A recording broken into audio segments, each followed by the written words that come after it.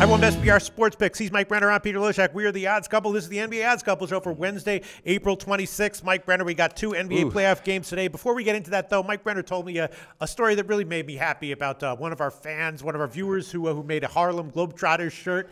And, like a Photoshop of Pistol Pete, because when I was making reference to Pistol Pete when we were doing videos when he was in Harlem, all right, the imagination of our followers. Yes. I love these guys, all so right? I just want to say that just little story that Mike Brenner told me before we shot just brought my mood up, and I want to thank all the people. I don't usually do stuff like this, but I want to thank all the people who give us support. They embrace it, and it came out, and it came out so naturally, and then people just jumped on board. Guam White Incorporated, all right, and Pete. So I just wanted to send a shout out to our regular viewers and the people who give us support and say positive words. All right, let's get into the two games tonight. First of all, Mike Brenner, let's throw the record up. I love you. All right, let's throw the record up because Mike Brenner, you are coming off 1-2 day, but you're still 18-11 ATS overall, which is an excellent record. Now, the good news for tonight is we have two very interesting handicapping situations, which is fun to break down. Yeah. The bad news might be that it's hard to figure out which side to bet, Mike Brenner. Yeah, These are tough games. Let's start with Atlanta-Washington. Now, obviously,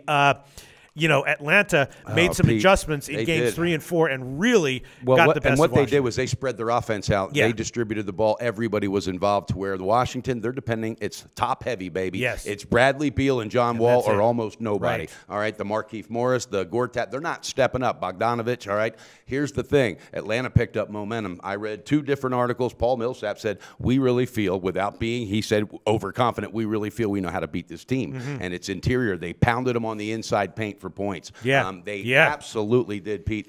I don't know. There's a big part of me thinking seriously of pulling the trigger on the damn dog on the full game. Yeah. Well, I mean, the thing is that, obviously Atlanta is some clear advantages are becoming Dwight emergent. Howard had a beast of a game. Yes, the domination on the inside, and maybe even more importantly is their depth, right? Yes. The bench and the depth as the series wears on is becoming more and more important. Now, the other issue is, though, Washington did cover the first 2 games. Exactly. They were close, but they did cover them. Exactly. And it's the same team. They're going to make some adjustments here, right? Yeah, they are. Markieff Morris, he's slumping, but he might come back. Also, Gortat and Morris had some foul trouble in Game 4. And I'll tell you this. I touched on this 6 days after Bogdanovich was signed from Brooklyn.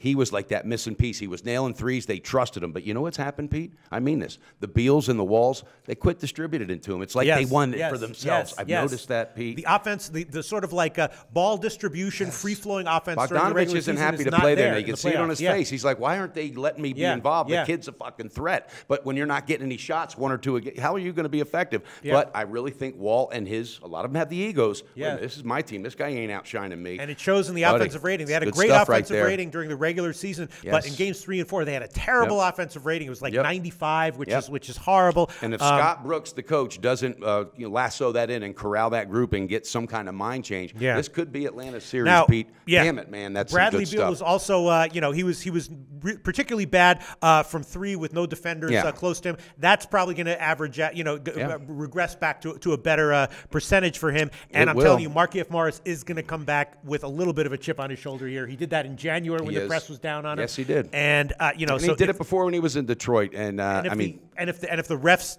are a little bit easier on them than they were in Atlanta. There could be a synergistic. That's a huge factor. There could be a synergistic effect, right? There really could be. And here's another thing about this game. I really think in a big way that coaching might win this thing out. And I think Budenholzer, and I say it all the time, he's had his struggles since he's got to Atlanta, but it takes time to build a beast. All right, he has that experience with Popovich. He knows how to win in these situations. He knows how to make his players feel better. But what I have not seen out of this team since they unloaded 2 of the players and last year got rid of Teague is the consistency to do what they did last game. And now let's do it again. Specifically Dwight Howard. So I don't know. Playoff time is when he sometimes struggles. I read an article. Washington said they're going to try to beat him up on the boards and get him into foul trouble. If that works, then it might be a long night for Atlanta. All right, so the question is, this is a betting show, Mike Brenner. I know. Is there any way to bet this that you think has Well, that's what I'm talking about. It's those those advantages for the betting show, Pistol Pete, all right? There is ways to bet it, all right? I'm going to do something I know you're not going to like, but I'm going to use a 2-team teaser, and I'm using Atlanta. I'm stacking 4.5 on top. All right, man, this is tough. I'm thinking thinking about taking a shot with the first half over. Now, the two games in Washington, games 1 and 2, were much higher scoring in the second half than the first half. But I'm thinking that Washington's going to come out here and, Wall and Beal will be more productive, that they'll try to get inside more, maybe some more fouls. And the total on the game is about 212, which the totals have been dead on in this series. But the first half total is just 101.5. Now, again, games 1 and 2 went under that. I'm thinking this one it goes over. Yeah, man, why wouldn't it? They're going to come out, everybody. No, I know, but I'm just saying, because John Wall can't wait to get back on the floor. These guys know they had the dominance at home. One thing I want to talk about at a betting angle, I looked deep into the quarters. There's no advantage for either one. They're back and forth, back and forth. So this is a hard one to call, Pete. All right, well, Mike Brenner, I took a loss with the first half over in the Houston game, last one, but I'm going to do Pull that trigger, baby! First half over 101.5 minus 105. No matter what hopefully we can. Hopefully I won't get burned on that one. First half over 101.5 minus 105. Right, and then the next game equally tough to handicap. Chicago and Boston. Obviously, when Rondo went down, it just changed everything for Chicago, and they don't have the scoring depth that Boston has either. Isaiah Thomas obviously picking it up.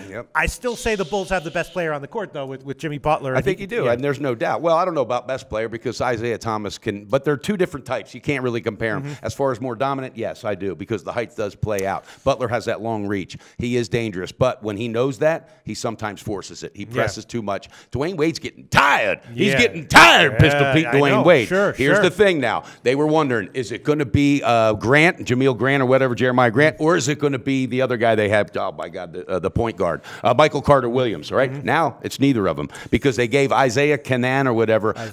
He scored 13 points or something in something minutes. Tonight, he's starting. Pete, you know what that tells me? They're going to be a little inconsistent early because this kid is used to getting maybe 7 minutes on cleanup time. All right, and he's starting. It's official. Rondo is not going to try to make an appearance whatsoever until maybe 6 or 7.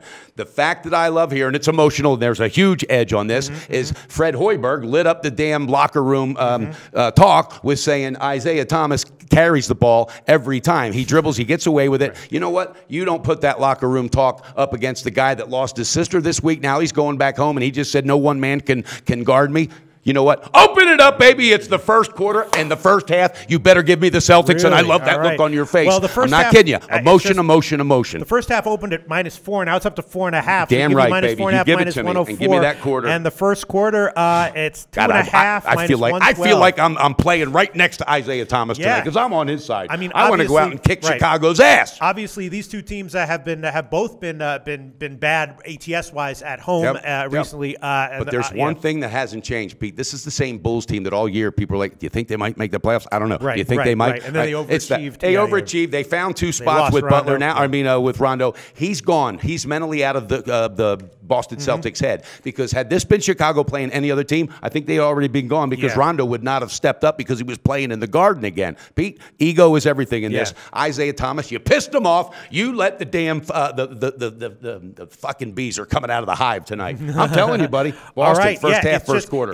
Considering how bad the home teams have done in this series, it's tough to take a home team, give it a lot of points. Throw it all out the window. Take that computer, take the trends and stats. You pissed off a player, and you got a man down, a big man down, and you're bringing in a person that really, there's no gel, there's no cohesiveness. Isaiah Canaan, for crying out loud. All right. Okay, we'll give you -4.5, what was the quarter? 104, and the quarter is -2.5, -110. Pete, I love it. I'm fired up for this one, baby. I'm sorry, -2.5, -112. Yeah, all right. Okay, I guess that just about does it. I'm going to stay the hell off of that game just because Boston still has issues rebounding. Even in the last game, they got I know, but I don't think Chicago can pull it the whole way. I think Boston's bench will get the best. Here's the thing. Boston's going to be the other side of my 2-team teaser. It's going to cash out. I'm going to have 3 picks total. So it should give me Boston -3. Boston, you're going to take a – no, it's 4.5, so it's going to be 3.5. 3.5, and Atlanta will be what now? -1.5. Atlanta? Oh, sorry, Atlanta +10.5. Say, what the hell are you doing? +10.5. Hey, I like it. I like it. All I'm right. going to prove you wrong on that one, Pop. I love it. I love it. And I'm going first quarter Boston, first half Isaiah Thomas early and often. All right. Okay, Mike Brenner, we shall see. I'm just going to go on the Atlanta-Washington first half over. I'm going to bounce back, too. All right, Mike Brenner, your overall record is great. These are tough games, and we'll have you know what? This is when the tough get fucking tough. The rubber hits the road, man. This separates the men from the boys. Hey, we're not anything special, but you know what? We love what we do. We're transparent. We put it out there. Ain't a whole lot of people doing that and doing it with their hearts. All right, and we'll be back with 2 more games, tough games tomorrow on the Thursday card. Odds couple coming to you. Well, this episode of The Odds Couple is over. But if you give us a like and click SBR's logo at the bottom of the screen to subscribe, then you'll get all the upcoming videos as soon as they come out. And don't forget to take advantage of our website. There's free picks, live betting lines, and sportsbook reviews and ratings guides, and a whole lot more. Check it out now.